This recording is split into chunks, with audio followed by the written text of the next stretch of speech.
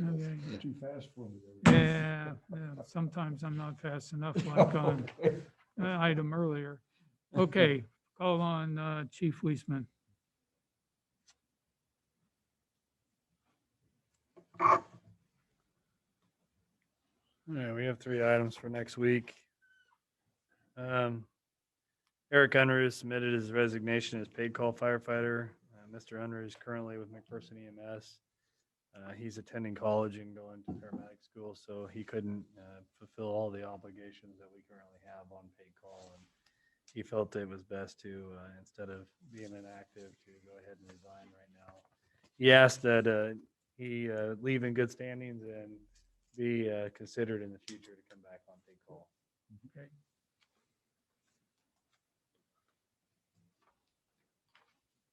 The next item, we've been recruiting an individual out of college, and we've been watching him for a while. He's kept us informed of his status. His name is Josh Amos. He has completed his credentialing out of Cali County Community College, and we interviewed him and several other candidates back in October, and he recently completed those, and we are going to offer him a job if you guys are good with that, bringing that next week. Okay. Then the last thing is paying for the 1928. Again, this is not tax funds. This is private donations. We had 2 of those private donations earlier in commission meeting. But Tim Unruh has finished the seat, and most of the parts are at Dacus in final stages of paint. Several of the parts require gold leaf scroll. We were talking about earlier, went to Colorado for their final detail. We expect most of them to be back and returning in February. McPherson College is completing the remaining engine work, being reassembled the engine components. We had to order some of those parts as well.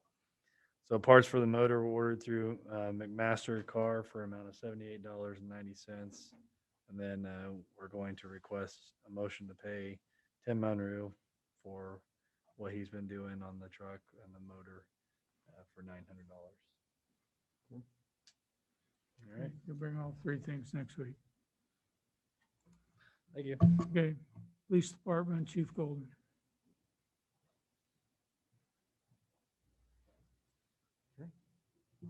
Next week, I would like to bring the quotes for the best bids for the 2 marked patrol units and 1 unmarked unit, as well as 1 unmarked unit for the animal shelter. We do have quotes in for Dodge Durangos, and we are waiting for 1 dealership to get us Ford Explorer quotes under the REAP program. So I should have those quotes this week, and we can do a comparison, and then I'll bring the best value on Monday, if that's okay. Yeah. Okay, thank you. Okay. Wayne Burns, Public Lands and Facilities. I have several items for next week. The first one would be the annual greenhouse supplies from Hummert International. Each year, staff requests funding for the greenhouse supplies. And we're wanting you to consider accepting the greenhouse annual supplies quote from Hummert International Worldwide Distributors for horticultural products at a price not to exceed $6,594.41.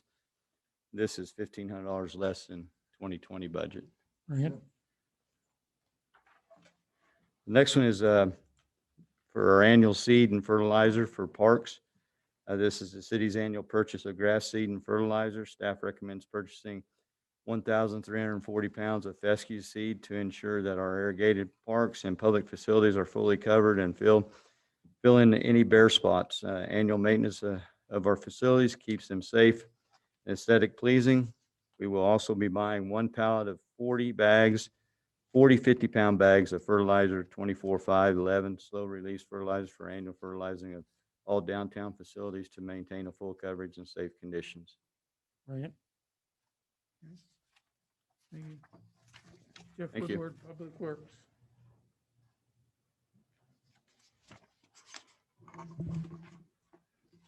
Good morning, everyone. First item I have is a street repair and alley approach in the 100 block of West Haight.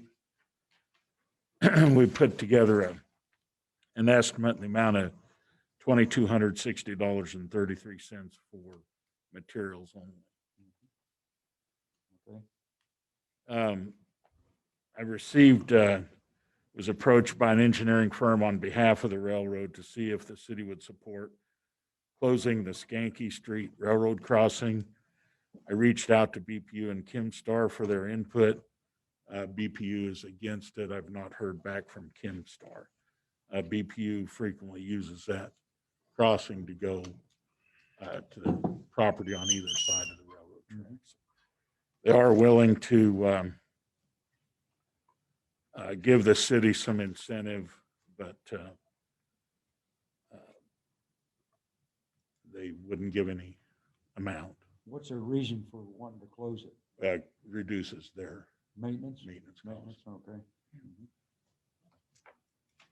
I assume we'll respond back that we couldn't support that. I think once you've heard from Kimstar, we will just, we can respond with the two parties that crossing is most critical to, would like to have another solution. I'd like to update you on the issue we have in the Headworks. We have several issues in the Headworks building at the wastewater treatment facility. We've had now both heliosieve spiral shafts break, and have been working through issues of a trolley system needed to replace them. Recently, I asked Pete Earls to attend a meeting with one of his employees in Domlinger Construction regarding the proposed trolley system. Pete pointed out the deficient makeup air and the size of the teacups. He's adamant that we need to fix the makeup air issue that has been ongoing since the plant was brand new. He also pointed out the teacups are designed for $6 million or 6 million gallons per day, and our average flow is about 1.6 million gallons per day. The teacup system removes the grit. Grit in the wastewater treatment system is an inorganic material. Any organic material breaks down in the process. The inorganic material needs to be removed and disposed of in solid waste. If we have to replace the makeup unit, and again, these estimates are really wide with absolutely no, just kind of a gut feeling. It could cost $500,000. If we replace the teacups, it could be $1 million. And again, these are the roughest of estimates. And actual cost will not, I'm confident the actual cost will not exceed that amount. These two issues are separate from the other items that we're getting prices for, which included the emergency heliosieve shaft installation with Domlinger Construction, a second heliosieve shaft and baskets for the screens that are under the spiral shaft and components that are deteriorating. And the issue with the makeup air is causing more deterioration in those components in that building. So that's why it's critical that the makeup air get fixed. So the second spiral shaft and related baskets and other equipment.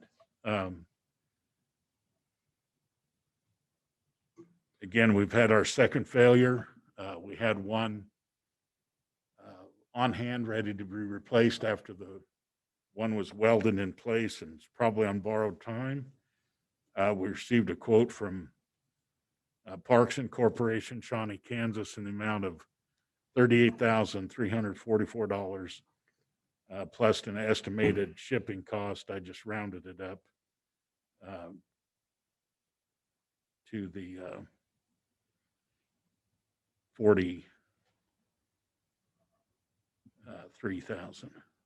41,000. Mike summarized the needed parts. The quote is for 38,334, but some of those items in the total quote isn't needed. So there's an attached spreadsheet that lines those out, but I'd like to bring those next week. Okay, get a new shaft ordered. Yeah. Yeah. Okay. Let me ask you I a might question. just- Go ahead. You go first. It's your area. I just want to say that last week I had the opportunity, Jeff called, said they were getting ready to lift that new shaft in there. That shaft weighs about 800 pounds, and they had to go up through the roof of the building with a big crane and let it down in there. And then I know this sounds crazy, but I'll tell you what, they had to manipulate, and they had 4 of their people out there. Mike was there working with them. They finally got it installed, and it was just, as far as I'm concerned, it was a miracle that they got it in there the way they did. But they all worked hard at it, and it wasn't something that's done every day. Donlinger does not, neither does anybody else for that matter, do anything like that on a daily basis. So it was kind of a work through this thing by the seat of your pants, and everybody just did a good job. Worked out real well for them. Appreciate their help.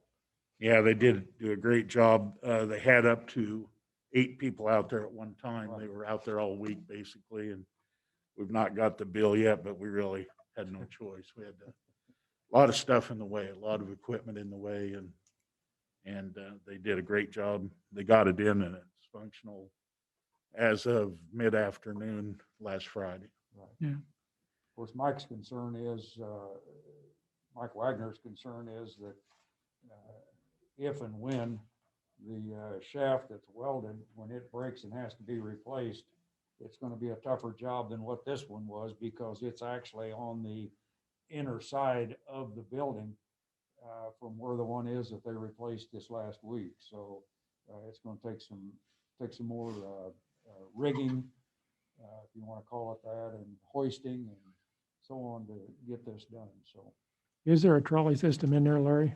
there's, you can call it that. Well, there really isn't. Really It isn't. was a temporary. The temporary. Oh, okay. Yeah, we hope to have the permanent trolley system installed by the time we have to replace the second. Right. Okay. I guess my question involves the makeup air unit and the teacups. And is there maintenance rehabilitation plan that these don't need to be done at the same time? And then my question on the teacup is we're only using 20% of capacity. So I know that when this was built, we anticipated maybe a lot more growth than we've been able to achieve.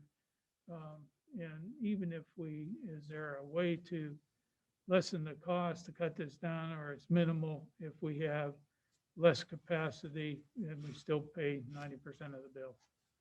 Well, the whole problem with the teacup system is because it was designed for 6 million gallons per day, it operates highly inefficient. And so it's actually, it was designed for the maximum flow that could go through the plant. And we have 4 basins where it stores, the water. And so it would never have to handle that much. And so that was probably not communicated correctly to KDHE.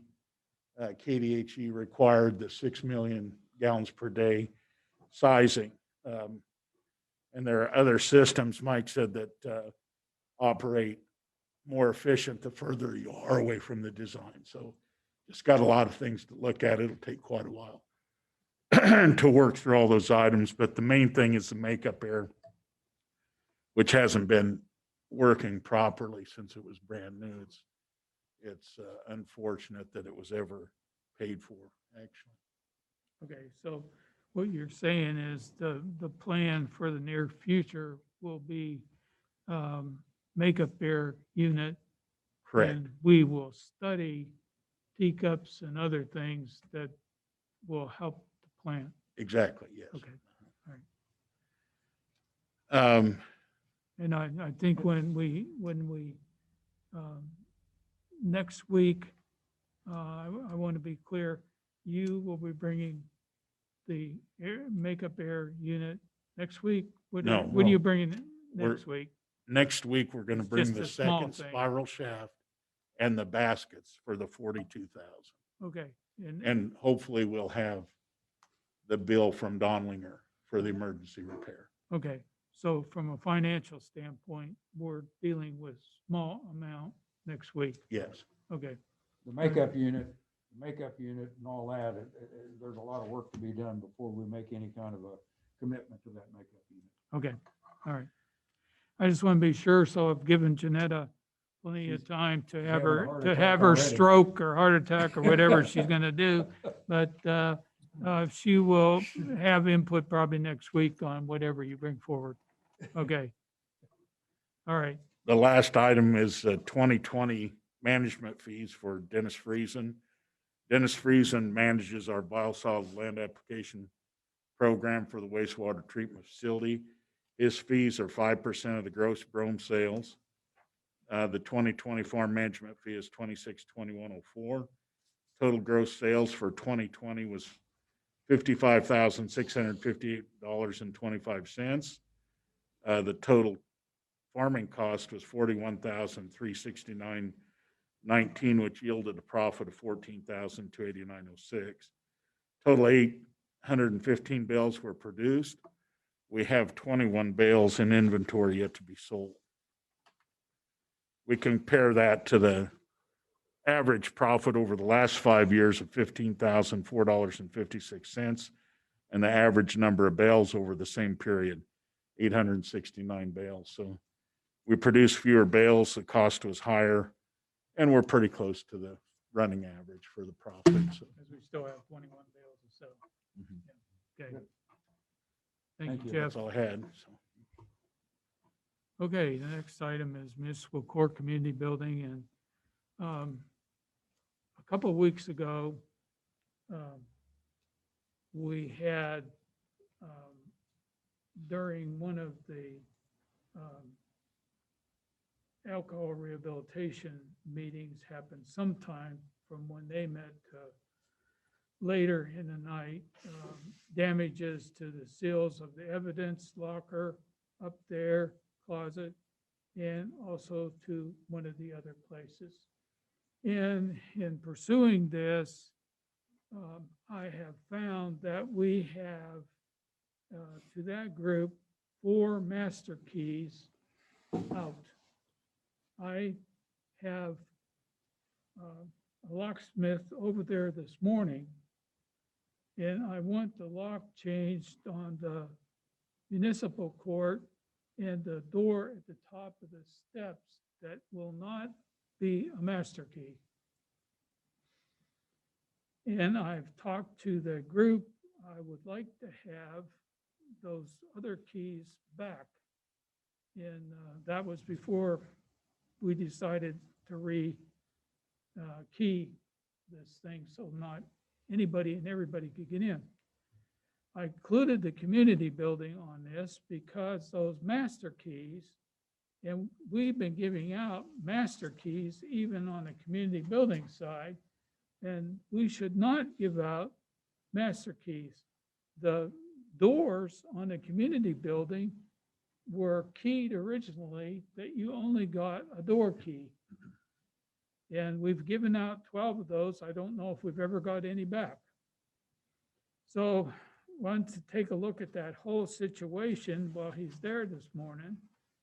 And the locks that we have on the court have a special shaft, so you cannot duplicate that key unless you have the special blank with the longer shaft. So in some ways, that helps us from somebody duplicating. I don't think that that is necessarily true on these master keys. But I would also like to see that we stamp those keys, do not duplicate, so that somebody can't go somewhere else and get themselves extra copies, even if we have a restrictive policy. The other side of it is that I'll bring in here, we give out keys to this building, and they're all master keys. They don't say anything about not duplicating or anything else. So what I'd like to be able to do is to fully take a look at our key policy. We cannot, before we have a problem, I'd like to change it so that we have do not duplicate, and maybe somebody has one that says that on there, but then we have a bunch of them that don't. So maybe on some of those that people deserve a master key, all we have to do is have them marked.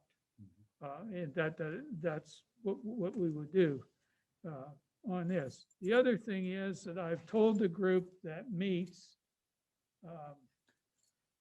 in the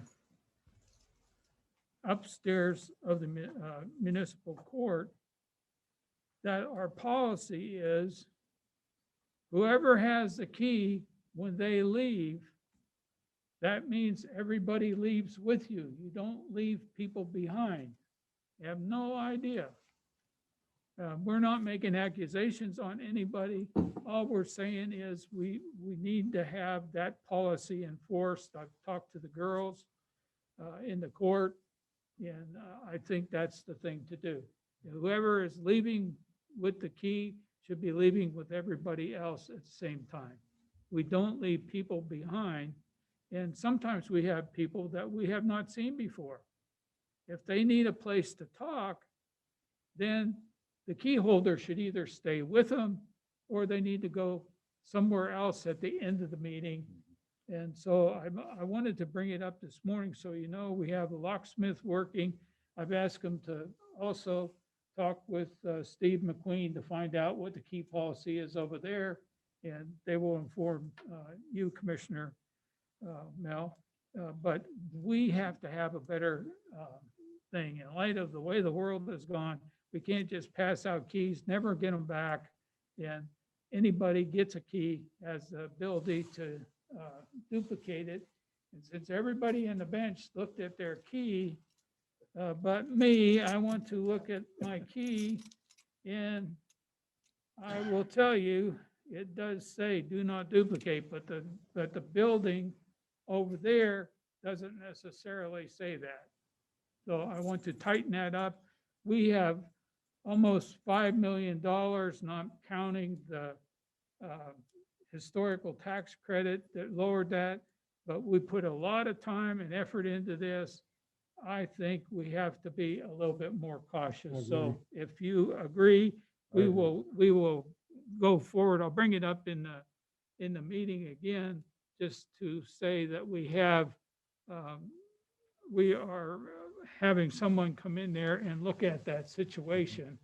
But we have the evidence up there of some of the court records and everything. We cannot afford for somebody to get in there and mess with that. And we may have to look at reinforcing that closet some way. The other thing that I'm asking them to do, from the work area of the municipal court to the gymnasium of the community building, is nothing more than like you have in your house. You turn that little thing in the doorknob and you can go in. And I am asking that they make that a key door. You have to use the right key to get into the community building from the court. Yeah, we have a problem with a fire door that can't be opened right now, so they're going to work on that. And if that's a problem, we'll talk to Hutton about why does that not, we don't need a fire door that can't be opened, so we'll get that corrected. You can't open it from the outside, you can't open it from the inside. So we'll get that fire door taken care of too. So that may be simply a maintenance thing, but the key thing in the policy for the upper room of the court was what I wanted to bring before you, so you knew. My key says do not duplicate, but you better know how to read it because it is It's almost worn out. all but wore off. Yeah, So, yeah. anyway, All right. Yeah. Well, we'll make progress. Okay, administration. Okay, I'm going to defer to Jeanette on this first item to go over the 2020 December budget to actual reports. Good morning, Mayor. Good morning, Commissioners. Morning. Happy Monday to you. If you could click on the revenue page and scroll down to the second page and rotate it, please. I apologize for not having hard copies to everyone, but I've had one of those weekends that you either want to fast forward or rewind. So I will email these to you. So if you want to print them off. But as you can see at the top right-hand corner, we're at 100% of the year reporting through December. As far as revenues go, you can see the Can I first, stop you for a minute? sure. Nick, where are we going to rotate this so it's not upside down? Oh. Page two's upside down. On yours, I don't know where to do it. They're- We're all the same. Yeah, we're all.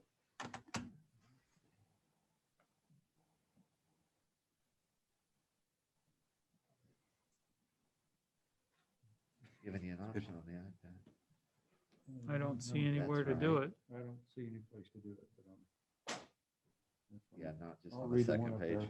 All right, we'll read the one on the We'll read the screen. one on the screen. We're all right. Keep going. Okay, apologize for that. I'll get you hard copies eventually when my car gets to running. So the first fund that I'm going to go over is the general fund. You can see the magnitude of line items budgeted for revenue. There are quite a few that are shaded in blue. Those line items that are shaded in blue did not meet the 100% of budget, either adopted or target, that we set back in May.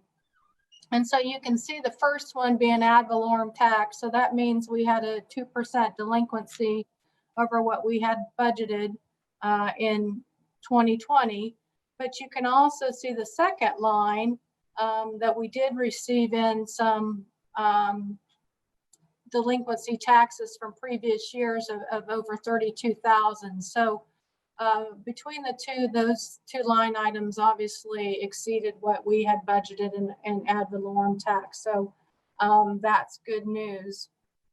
If there's not any questions, I'll go down, scroll down to the bottom of that page, and we'll talk about the December totals. You scroll that down. And you Scroll can the see, Screen down.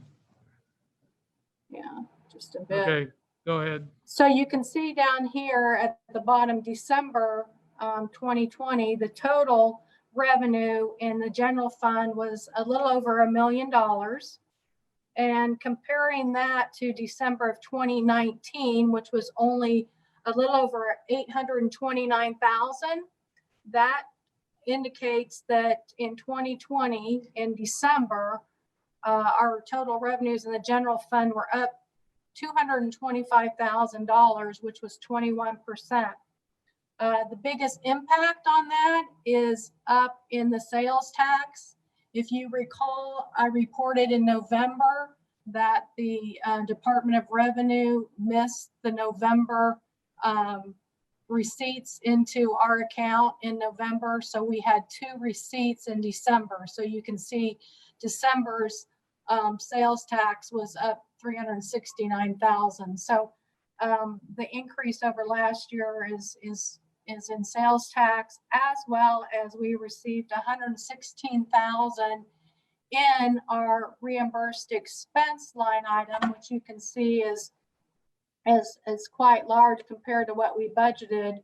But we received 116,000 in Spark funding for our COVID expense reimbursement from the county. So that really helped our revenues for 2020. Now, if you look at the 10,436,522.93, that is the total revenues from January to December into the general fund. Compared that to 2019, it was a little over 10.5 million. So we were down about $101,000 or 1%. The biggest impact,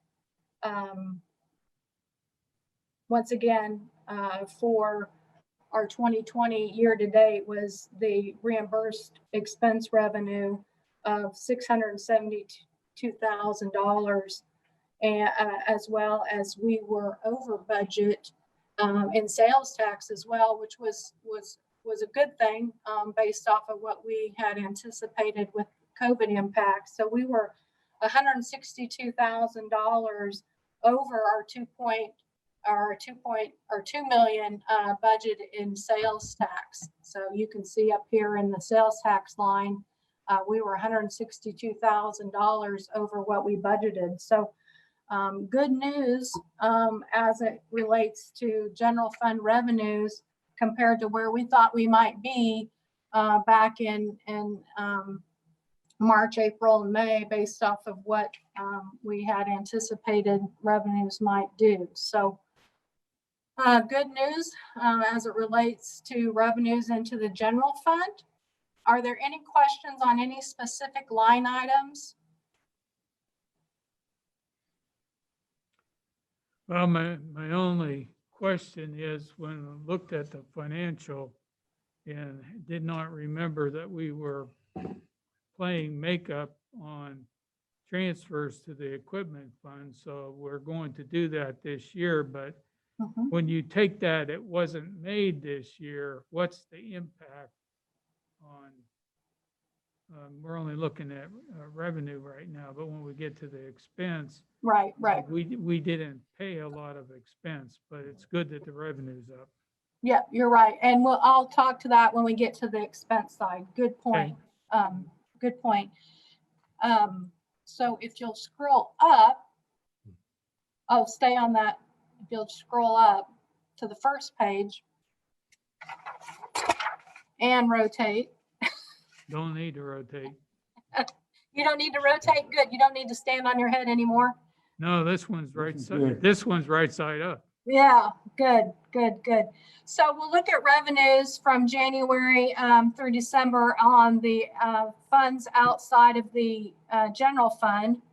And you can see there are a variety of funds that have the blue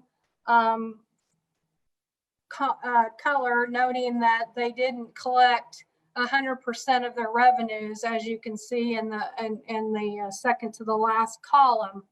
And I'll talk to those real quick. As far as the special park and rec fund and the special alcohol funds, if you recall, those two funds, their main revenue source is our liquor tax. And as I reported, our liquor tax was 33% down over what we collected in 2019. This is all due to COVID. If you recall, the liquor tax is the tax that's collected at a restaurant for any sort of liquor sales. This isn't liquor store tax. So keep that in mind. And as it relates to our 2020 revenues, we were 34% down over what we budgeted in each one of those funds. So that's why those two funds are only at 80% collected over what we budgeted. So hopefully we'll see a turnaround this year. I don't know when, but as you recall, I send you emails each quarter when those revenues come in and give you the detail as such. The swimming pool fund, as you can see, it was only 76% collected revenues. This is based off of the pool not being open the full season. So revenues were down based off of where we were at last year. We did go ahead and transfer the $120,000 as the commission approved last week. So that money did hit the swimming pool fund. If you go down to the equipment fund or equipment reserve, you can see that 9% of the revenues were collected. And as the mayor indicated, if you recall back when we did our target budgeting back in May and our 2021 budget, we had a lot of discussion how we were going to deal with the impact of COVID and that impact on revenues of what we thought may or may not happen.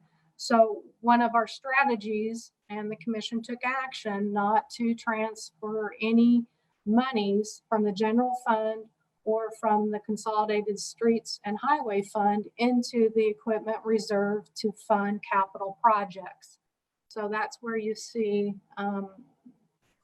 that fund being short significantly on what we budgeted. So as the mayor indicated, in the 2021 budget, we budgeted to make up for that 2020 shortfall as well as what was needed to fund in the 2021 budget. So we'll be making some significant transfers throughout 2021 to make up for what we didn't transfer in 2020. And that strategy was to hit our beginning cash balance in the general fund to what we budgeted to start 2021. If you have any questions on that, please feel free to reach out to me. I can go over any of that in more detail. Yeah, the equipment reserve, you mentioned consolidated streets and highways, but I don't think anybody paid equipment.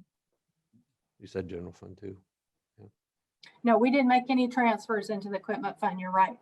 Okay, I Correct. just wanted to be sure because your explanation was sort of applied to consolidated streets and highways, but nobody paid. No, you're right. into the equipment fund. Correct. Correct. So,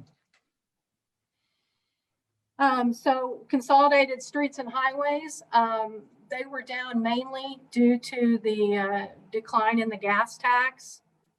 This is down a little about 3% over where we were in 2019. Sales tax was down over 2019, but we did hit our 2020 budget. But gas tax had the biggest impact on the consolidated streets and highway not making 100% of its budgets. Tourism and convention, the biggest hit, as you know, their major revenue source is the transient guest tax. And we've seen a significant decline in transient guest tax. We were down 35% over 2019. And we were down 20% over what we budgeted in 2020. So in talking with Joni, as she watches the capacity at the hotels, she indicated that it's even down further this last quarter of 2020. So when we get our January receipt for that third quarter, I anticipate that it'll probably be shorter than what we received that third quarter. So hotels are definitely taking a major hit due to COVID, and I think due to the decline in contractors at a lot of the manufacturing facilities. So a big concern that Joni has is what's her 2021 going to look like as far as her major revenue source. And then the last one that I just want to touch on is the municipal building. As you recall, when we looked at the target budgeting and we discussed last week, we budgeted $90,000 transfer from the general fund into the municipal building. That was reduced down to $45,000 back in May when we did the target budget. And as you can see, we made that transfer in December of $45,000, which was the cut in half from the $90,000. So that's why it was a little bit short of its revenue. Any questions as it relates to revenues? The one thing I will comment on revenues, these will not change when I present the final 2020 numbers to you at the end of January. But if you go over to the expenditure attachment, expenditures will change. And I apologize, I didn't get the 100% of the year at the top right populated, but we are at 100% of the year. But if you recall, we have a 13th month. The 13th month is expenses that are for products or services that we purchased in 2020, but are not paid for until January of 2021. So each week in our accounts payable, we segregate out the 13th month expenses versus 2021 expenses. So we'll have an additional column next to December expenses that'll be 13th month. One of the things that I changed that I want to go over first is over here to the far right in the coral or pink colored. I wanted to add what we have received from the county for our Spark reimbursement money as it related to the COVID expenses. And the reason I wanted to do this is because as it relates to budget, grant funds do not impact, are not budgeted. And so therefore they don't have an impact to the budget. And so if you don't budget grant funds, then the expenses related to that should be offset as well. It's a bit confusing, but what I wanted to do was take into account the reimbursed expenses and reduce the expenses actually reported. And this is how we will note this on the financial statement. And I know we're not going to go over budget because we have the $3.2 million reserve, but I do want to show, for example, as you can see, I'll just use fire as an example. Their available budget, they're over budget 109% as it relates to pure expenses. But when you take into account the reimbursed expense that we received from the county for the Spark funding, they're 73% under their adopted budget and 93% under or 93% of their target budget. So you can see the impact that those grant funds have on expenses. And that's how we will report it on our audited financial statements. So I wanted to include it here so that the commission and the department heads can see the impact that that revenue has to their expenses. Any questions on that?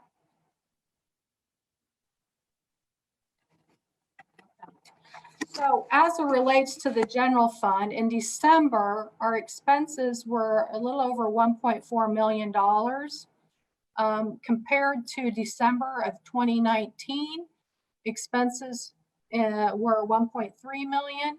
So we were up 1% or $102,000 in December compared to last year. And this is all related to COVID expenses. That's when a lot of our projects were finalizing. We were paying for a lot of our direct aid plan expenses that were one of our more expensive type expenses. So that is all related to COVID.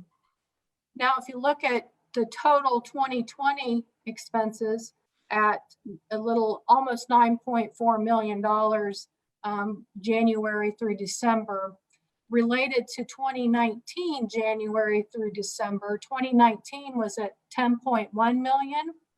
So we were down 7% over as far as expenses, even with COVID expenses in there. So I want to say hats off to the department heads. They have done an excellent job keeping track of a lot of the target budget strategies that we put in place as far as reducing our temporary and seasonal employees and the hours they worked. I know police and fire have been without a lot of positions that have been open, so it helped fill that gap. but the department heads have done a great job of reducing their expenses. So we were down 703,000 year to date in 2020 compared to last year. Not only the great efforts the department heads have made, but once again, as it relates to what the mayor indicated and what I talked to with the equipment reserve, we did not make the transfer from the general fund into the equipment fund. So you can see this reduction in expenses, and that's where that transfer would be made, is an expense out of the department. Makes up for a lot of that reduction compared to where we were last year. So once again, you will see at the end of the month, when I report 2021's expenses, I'll report back to 2020 as well. That will include the 13th month expenses. And also we take back the first payroll in 2021 because those were hours worked in 2020. And then this next payroll has 4 days, the last 4 days of 2020. We take those payroll back to 2020 as well, even though it was paid out in 2021. So that'll be included in the 13th month as well. So just keep that in mind. I did the same thing for the funds down below the general fund that had Spark money coming into it. So you can see out to the far right, those had reimbursed expense coming into it as well. So that has an impact over what is shown as their reimbursed revenue. As you can see, there is not a fund that went over budget. We did the budget amendment at the end of December where we did bond and interest, wastewater system surplus, as well as stormwater, took into account the budget amendment. And so the available budget does have that revised budget accounted for as far as those expenses. Any questions? And once again, those funds will have 13th month expenditures as well. So this is not a final number yet, but we'll see where we land at the end of January. Any questions? Yeah, I just want to be sure that we're still, the 13th month ends the end of January. Yes, yes. Okay, and the reason I asked that is when I first came in, it ended like the 1st of May, and I wanted to be sure that there's not some No. deal. To me, 13th month should be 13th month, and you should be able to get everything that is overlapping from the 12-month period into the 13th month. After that, it's into your next financial fiscal year. Yep, Basic- you're exactly right.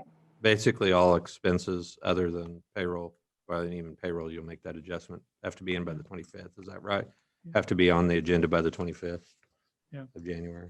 Okay, The The other- 13th month those invoices have to be turned in by the 18th because 18th, okay, it's the 18th. 25th Next is our last AP. So, yeah, next Monday, yes. next Monday. Oh my gosh, yes, yes, Yeah. that is next Monday. So thanks for your Okay, time. and I will not, email this to you so you can print this out. okay, the next question, comment is, some places we have significant reserves. And I think we need to take a look at, we don't get any money for the reserves. We need to take a look at, do we spend a reasonable amount of reserve versus pay interest on something as we go through 21, 22, maybe even 23. So I'm just saying, I think that the commission would probably want to take a look at that as a little bit different strategy than what we have done before. Since we're getting 0.1% interest, is it smart to use a little bit? And I still want to have a safe reserve in case we have a problem, but we should look at our strategy and not just automatically go out and finance. So Yeah. any you of make that, it- you've done a good job. Those dogs make good assistant accountants. They haven't learned how to go to school yet, but we're working on that. You Okay. do you make a good point, Mayor, and I think during the 2022 budget process, which will be coming up sooner than later, that's one of the things that Joni and I had some correspondence on, that we definitely want to look at the reserve as we anticipate her revenues for the transient guest tax will be down. I've also been in correspondence with Jeff on the wastewater fund and what that $1.5 million potential expense could have on the wastewater fund. So yeah, you're right. We'll definitely dive into that when we get into the 2022 budget. So good point. Yeah, and I think there'll be support from the commission to take a serious look at that. Yep. Yeah. Yes. Yeah, all three of us are on the same wavelength. Okay. All right, we will.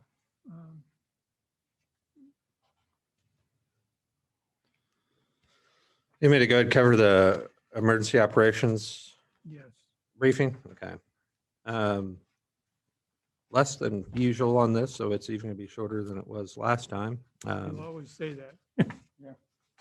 As of Friday, January 8th, 2021 at 5 PM, the total case number of COVID-19 cases in McPherson County was 2,617 total cases, with 1,478 having met the recovery guidelines set forth by KDHE. And last time we did this briefing, was on December 11th, we were at 1,860 positive cases, with 1,055 having met the recovery guidelines. The positive percentage rates that were added from last time we did this, from that November 30th to that December 13th, was 67.53, which was the highest percent we had. And then you see that there was a drop from December 14th to December 27th of 40.98%. Percent positive of those total tested. So that gives you kind of a breakdown of that. I did want to talk, if you go to that next page, as of December 30th, 2020, KDHE announced a plan for that rollout of the COVID-19 vaccines in Kansas, which included the Moderna and the Pfizer vaccines. Kansas received its first shipment of Pfizer vaccines on December 14th to the 15th. And its first Moderna vaccines the week of December 21st. For McPherson County on December 21st, they received their first doses. There were 130 doses of the Moderna vaccine that were allocated to allocated to the county and used for healthcare associated workers and first responders. The health department expects another shipment of this vaccine to be delivered over this next week. The next batch of vaccines will be distributed with hopes of finishing out that first round of healthcare associated workers, first responders, home health, and long-term care providers. And then they will find out more information as it's released by KDHE. They hope to move on to that next phase of vaccinations in late January, February. As of January 7th, 2021, KDHE reports that there were 56,480 doses of vaccines that have been administered in the state of Kansas. So there's a lot to spread out over a lot of area, and we're hoping that next batch comes to us probably this week, that they can finish that out and potentially move on to phase 2 of that. And if anybody's interested, you can actually go out on KDHE's website and see what their plan is for how vaccines will be administered and the phases. So I highlighted this whole section back down here with USD 418, but I will say most people are familiar that they went ahead and shut school down early for the semester and went to remote only methodology. They did come back into session here, and they had provided options both for remote learning and for face-to-face. For the elementary, pre-K to 5th, and secondary, which was 6th to 12th grades. They did hybrid model for that pre-K to 5th, and then remote model for 6th to 12th.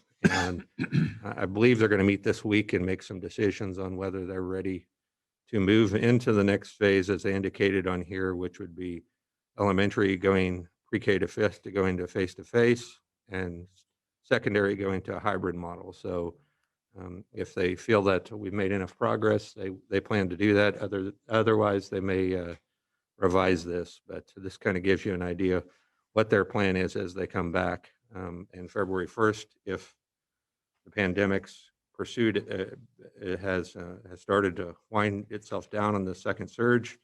Our hope would be that all schools would go back to face-to-face model, but obviously those are subject to change. So I did want to point that out. I did get an update. If you move to the next page, Safe Hope continues to see an increase in need for domestic violence and sexual assault services. The situation's been more volatile than in the past. They have an increase in PFA requests. Community outreach services will be limited until June due to the pandemic. During the last year, 100 adults and 31 children residing in McPherson County received advocacy services through Safe Hope, and advocates assisted victims requesting protection orders through the court 81 times. I won't read through all of this, but you can kind of see some of that. STEP MC Getting Ahead program continues to meet with health and safety procedures in place. A lot of these, there weren't a significant amount of changes. Heart to Heart, there were 3 cases in November and 7 in December that received services in January. CASA, new volunteer class is beginning in January. So kind of the theme I think you get with this is they're trying to provide those services as they need to on a regular basis, but trying to do it in such a way that makes sure they protect everybody. The only other one I'll hit on here is United Way of McPherson County. They continue to receive applications for assistance and aiding those directly impacted by COVID-19 through financial services or rent, mortgage, utilities, and prescriptions. So they are still getting some of those requests in there. This got added twice, so we'll skip over that. If you go to page 8, as of December 28th, and this pertains to the Spark funds, as of December 28th, when final reporting was due to McPherson County, the city had spent all allocated funds but $10,561.98 previously allocated and distributed to the city of McPherson. Since that time, a majority of that $10,561.98 has been spent on COVID-19 related work supplies and leave. Of the original $513,007 designated for direct aid projects, the city of McPherson did not have a need before December 31st for $85,345.40, for which McPherson County didn't distribute. Shortly before the end of 2020, when Congress passed and President Trump signed into law the Coronavirus and Relief Supplemental Appropriations Act of 2021. And at that point, when they did that funding, they extended funding to spend Spark funds for state and local government CARES Act funding throughout from those that were allocated back in 2020 until December 31st of 2021. McPherson County did indicate that it'll consider how to designate any non-distributed funds that were non-distributed through 2020 after they have instatement of the new county commission, which was actually supposed to happen today. So hopefully here in the next couple of weeks, they'll make some decisions what they're going to do with those undistributed funds. And I hope that we have input in our meeting on the 25th for those funds.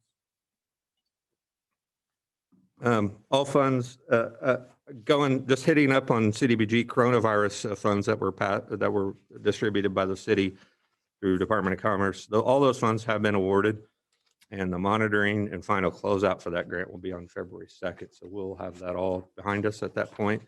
And those are the main things that we wanted to hit here.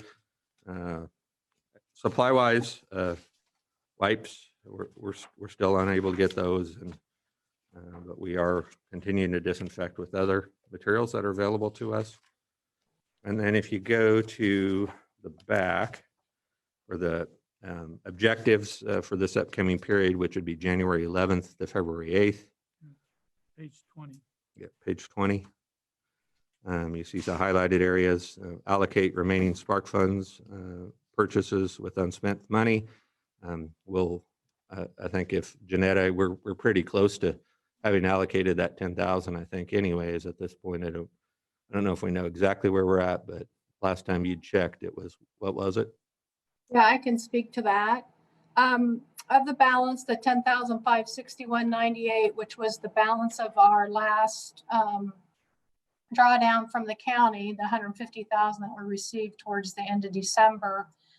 We have already, through payroll and the purchasing card purchases that are being paid for now, we spent a little over $6,000.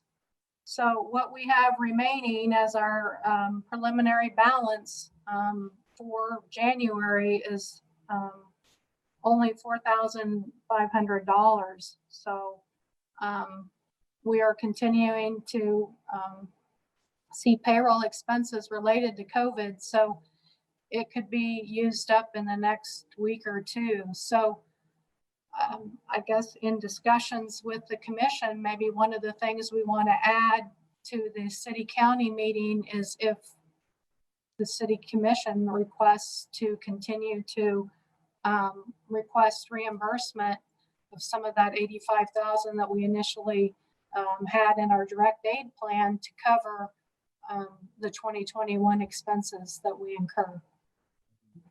Just throw that out there. Yeah, Because we'll- it'll be on the agenda. Okay, great, thanks. The other item is we want to continue to review and consider any new COVID-19 programs offered through the Coronavirus Response and Relief Supplemental Appropriations in 2021. That's the one that was passed at the end of the year to provide benefits to provide various programs throughout the United States. We want to continue to pursue and notify the community as those benefits benefit various parts of our community. So what we'll continue to do as they start to release that information, we'll make sure we get that out. I know I've just heard they're working on the final touches of the second PPP piece. So, I mean, when I say benefit for the community, I mean both private, public sector, not-for-profits, whoever might potentially benefit from that. We'll keep our eyes on that. And as that information becomes available, we'll try to make sure we get that out to the community through public information. Also, just continue to make necessary adjustments to maintain continuity of operations as city services are impacted. This isn't new, but it's set that we need to continue to keep our eyes on, and then take any other needed action through policy or actions that the city commission deems necessary. Those are the objectives. There's not really anything unless the commission has something that we need to come back out and take action on. But it just tells you we just need to continue to keep our eyes on what's emerging as we go through this. Okay, anybody have anything else for study session?